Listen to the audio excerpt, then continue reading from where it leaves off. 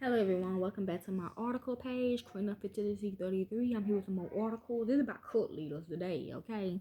This is about a cult leader named David Koresh. And I got this name from Black Jesus, okay? When Michael said this name, okay?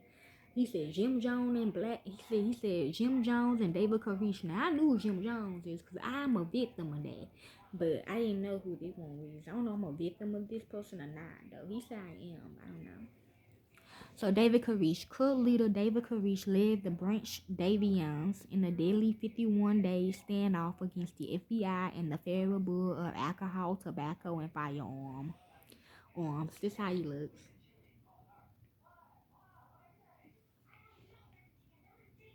Who was David Koresh? David Koresh was the leader of the Branch Davidians, a religious sect that received national attention during a deadly standoff with federal law enforcement officials near Waco, Texas. Okay, he the one that actually killed Rashawn Aubrey, okay? He the one who was hiding in this dude that says another cult leader named Nature Boy. Not me. I'm the first Nature Boy. I'm just a rapper. But then this person became a cult leader named Nature Boy. And then it was actually him hiding in somebody else's bodysuit. So I don't know who they do bodysuit is, okay? Um, with federal law enforcement. A religious sector that received national attention during a deadly standoff with federal law enforcement officials near Waco, Texas.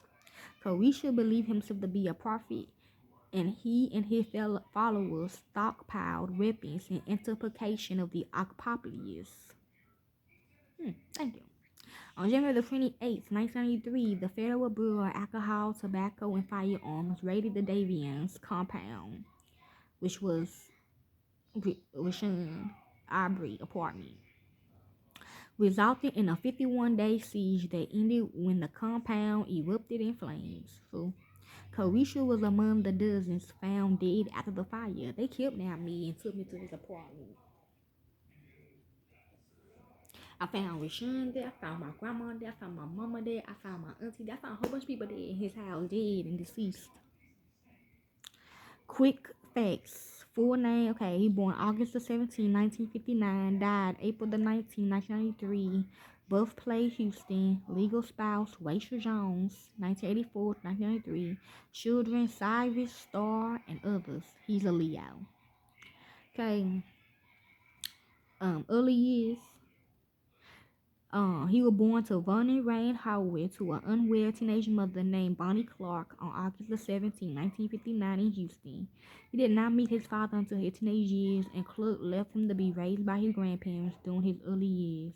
Koresh struggled in school due in part to severe dyslexia and poor eyesight. He was placed in special education classes and mocked by his classmates with the nickname Vonnie, which he despised. He spent much of his lonely childhood playing musical instruments and studying the Bible, which developed into an obsessive interest for Koresh. By age 12, he had memorized and interpreted the entire New Testament. Koresh became a born-again Christian at a Southern Baptist church, but disagreed with their teachings and joined the Seventh-day Adventist Church instead. He did not agree with ours, but he agreed with theirs. He was seen as overbearing by other congregants, constantly attempting to convert them to his interpretation of religion. Okay, I guess you can call me a cult leader too, but I'm a good cult leader though. I'm trying to get you to the real one though. But yes, okay, you like I said, you don't have to join. Baby, you don't have to join them. Make up your own shit. Okay, how about that? The fuck, we good over here. Koresh was eventually expelled from the church after telling the pastor that God wanted Koresh to take the pastor's 12-year-old daughter as his wife. Koresh dropped out of Garland High School in his senior year to take a carpentry job. They always do. While in his early 20s, he spent a short time in Los Angeles trying to make it as a rock star. Joining the Branch Davians, David Koresh with his wife Rachel and their son Cyrus in front of their house in 1986. David Koresh with his in the early 1980s, Koresh, then still known as Vernon Howard, moved to Waco, Texas, which is now, and joined the Branch Davians, a splinter group from the Seventh-day Adventist Church.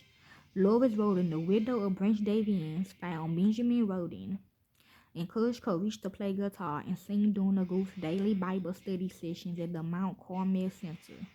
In his book, The Devil's Party, Colin Wilson claimed Koresh had an affair with Lois, and that Koresh claimed God wanted him to follow a child with her, who he said would become the chosen one.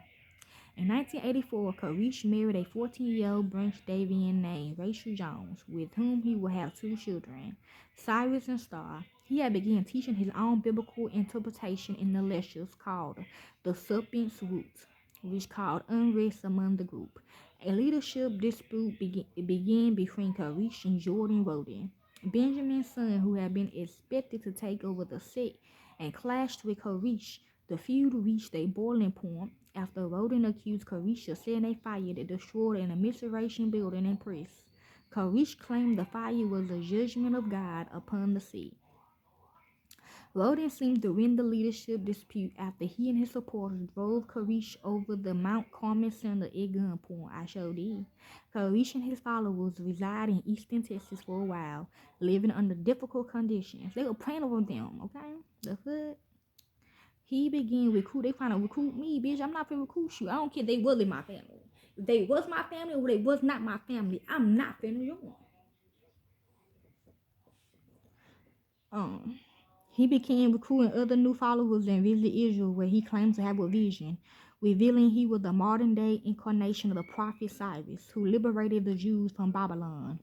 1987, Koresh and a handful of his devotees returned to Waco, heavily armed. A gunfight broke out and Roden was shot but survived the injury. Koresh and his crew were tried for attempted murder, but Koresh received a mistrial and his followers were acquitted. Roden was later arrested for the 1989 murder of Raymond Dale Adamian, whom Roden claimed Koresh had sent to kill him. Judge Mathis. With Roden out of the way, Koresh was able to reclaim the Mount Carmel Center, became the Branch Davidians leader.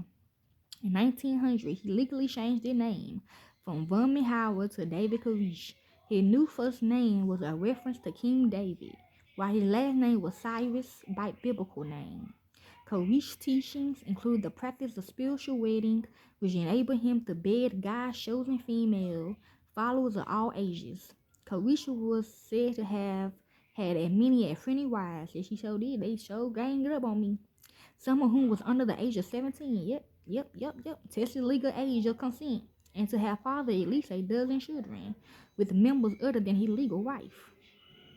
As leaders of the Branch Davidian, Koresh claimed he had cracked the code of the 7 seals in the book of Revelations, which predicted events leading to the apocalypse.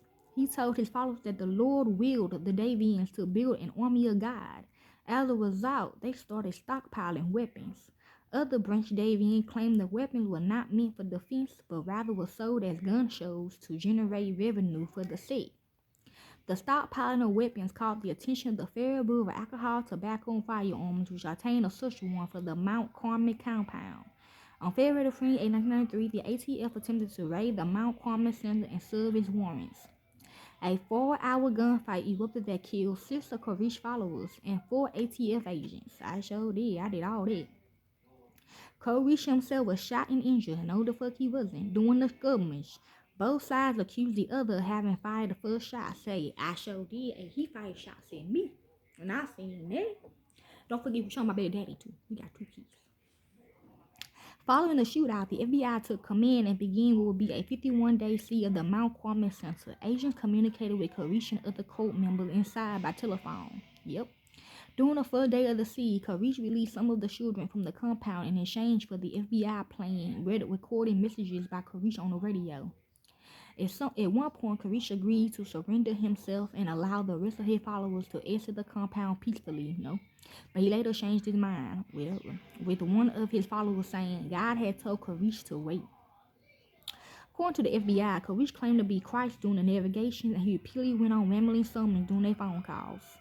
He also reportedly used the children inside the Mount Carmel Center as a shield against FBI attempts to resolve the standoff. A total of 35 people were released from the compound during the first half of the siege, including 21 children. Conflict soon arose within the FBI, with some supporting continued navigation and other advocating for more aggressive action. No other branch Davidian left the center during the second half of the siege.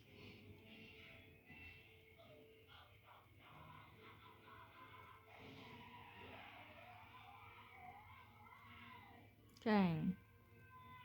The siege at Waco that ended with Koresh death has been enduring fascination among the American public and for decades has continued to inspire anti-government sentiment among military movements and far-right organizations.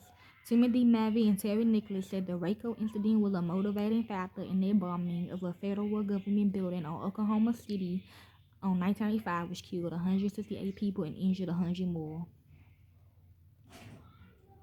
These is quotes right quick. So here we are in the day of the Lord. All the prophets talked about the great and dreadful day of the Lord, when God will make inquisitive for blood. There are some things that God had concealed in his written word that are to be brought to do right before the end of time. I am more willing to come out when I get my message from my commander. If the Bible is true, then I'm Christ. What's so great about being Christ? A man nailed to the cross? You know, being Christ ain't nothing. Okay? So hopefully y'all enjoy. I'm gonna do a gym journal after because I'm got enough minutes.